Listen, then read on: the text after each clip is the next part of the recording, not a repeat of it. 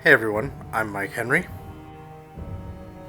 and this is my Procreate demo for the piece I call The Heretic. So this here is another character in my long-running character design series called A Village Corrupted. It's just basically a series of characters that I've developed over time. There is a little bit of a story behind the whole thing, but for the purposes of the internet and doing these videos, it's basically just a series of super gothic fantasy characters. You can look through this channel for other videos in that series. You can also go hit my ArtStation, which is linked below, and that you can see them all kind of sorted into their own project as well if you want to just kind of see all the characters. For this character design, the idea here was to just go with something super goth, not to try and overcomplicate things or try to be too clever with like the merging of this plus this. It's just a straightforward character who has a very, very goth look and is doing something terrible to somebody. I originally designed this character in just sort of the roughs that you see here, and when you see the kind of like black lines from the rough wrap, I then put him to the side and I just let him sit in my on hold folder for a really long time. I did like him, but I kind of really have to be in the mood to do one of these pieces because there's lots of detailed line art and it's just a big involved thing. So I wanted to make sure that if I was going to do it, that I was in the mood for it. So he sat around kind of in this state for a really long time. I said I wanted him to be a straightforward goth character, but I did want him to have some sort of an interesting ability, so that's where I got this idea here for just these kind of like fingers stuck into this person's face, and he's like molding them or doing some sort of thing to their brain or whatever it is.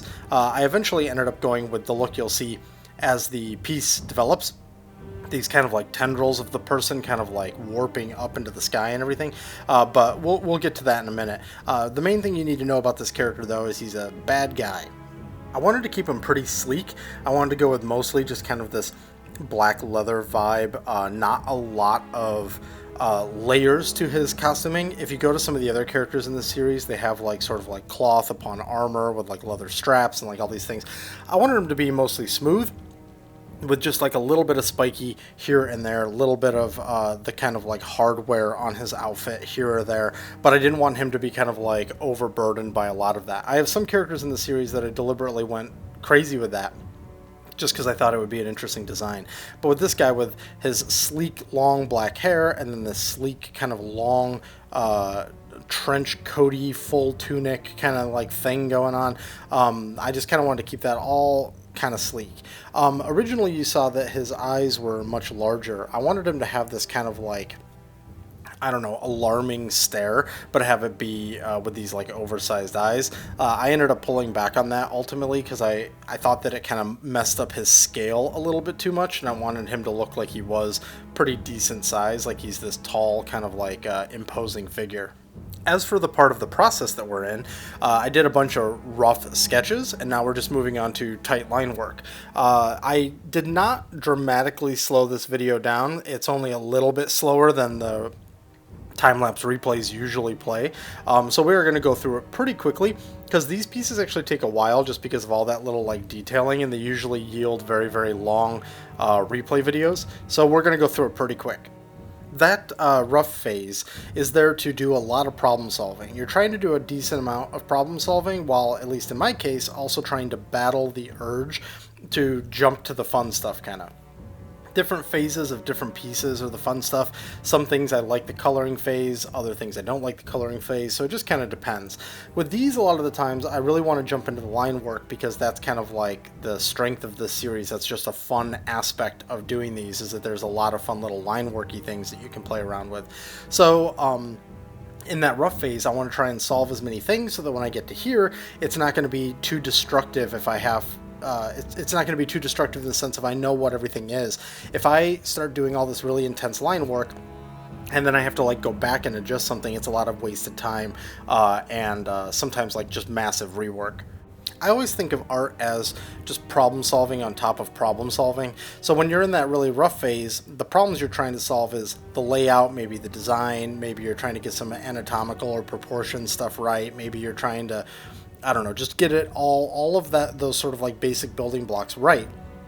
Because when you're in this phase, you shouldn't be making those decisions. You should be making decisions around line weight or little details that you're going to put here or there, or just how am I going to solve the actual like draftsmanship of this piece. If you're also designing at the same time, that can sometimes be like just too many things in the same phase. You can think about the brain solving problems as like there's only so much power that it has to devote to problem solving. So if you're having to solve lots of things all at the same time, maybe you're splitting up too much of your thought energy towards all these things. Whereas if you kind of keep them in these partition phases, it allows you to devote more of that energy to the exact problem at hand. Now, there's not a lot of shading in the series. I don't do a lot of rendering, and even the shadows that I do, they're mostly just kind of like these depth shadows to try and separate something, or maybe there's a big overcast shadow that I want to kind of like imply in some way. But I don't go into these pieces for this series of character designs and do like actual shadows that are like trying to establish the form. So there's a lot of pressure then on the lines to try and communicate things. You'll also notice there's not a lot of black shadows.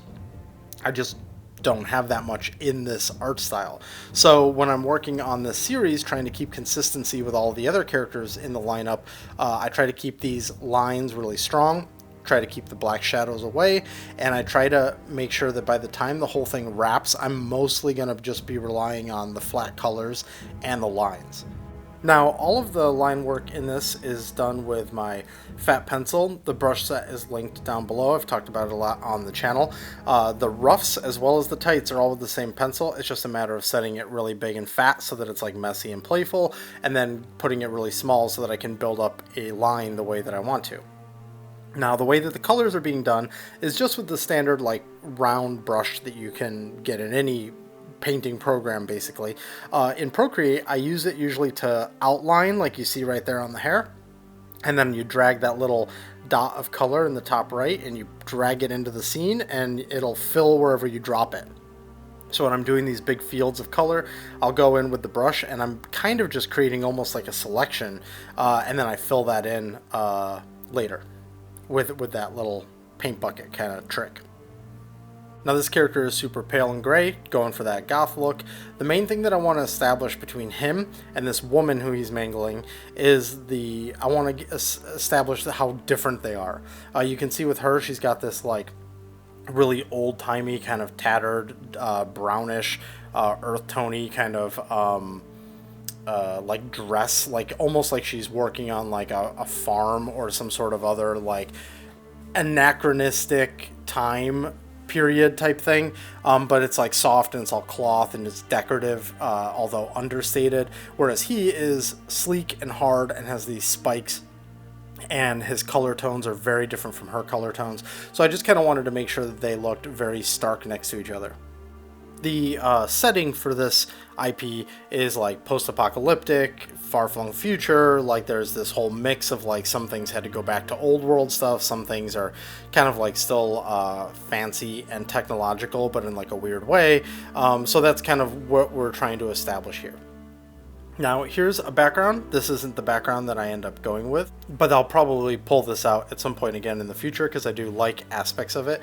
But what I end up doing in all of these pieces, I have these like 3 or 4 black layers in the background that are establishing these silhouetted things. I then adjust their opacities in order to try and create depth.